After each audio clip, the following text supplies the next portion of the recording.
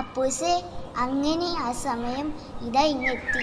മഞ്ഞിൻ്റെ കുളിരുള്ള സീസണിൽ ഗിഫ്റ്റുകളുടെ ആഹ്ലാദത്തിൻ്റെ ആനന്ദത്തിൻ്റെ കാലം. എന്തെങ്കിലും നിനക്ക് ഓർമ്മ വരുന്നുണ്ടോ? എനിക്ക് മനസ്സിലായി അമ്മൂസ്.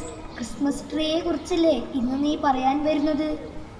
ശൈത്യകാലത്ത് യേശുക്രിസ്തു ജനിച്ചപ്പോൾ ചില മരങ്ങൾ മഞ്ഞ് കുടഞ്ഞു കളഞ്ഞ് പച്ച വിരിച്ചു നിന്നുവെന്നാണ് ഐതിഹ്യം. ക്രിസ്മസ് ട്രീ ജീവനെ സൂചിപ്പിക്കുന്ന പ്രതീകം കൂടിയാണ് കേട്ടോ. പ്രിയപ്പെട്ട കൂട്ടുകാരെ, നമുക്കും ഒരു ക്രിസ്മസ് ട്രീ ഉണ്ടാക്കി അതിൻ്റെ ചുവട്ടിൽ ഒരു സർപ്രൈസ് ഗിഫ്റ്റ് വെച്ചാലോ? അപ്പൂസേ, ആ ഗിഫ്റ്റ് ഇതായാലോ?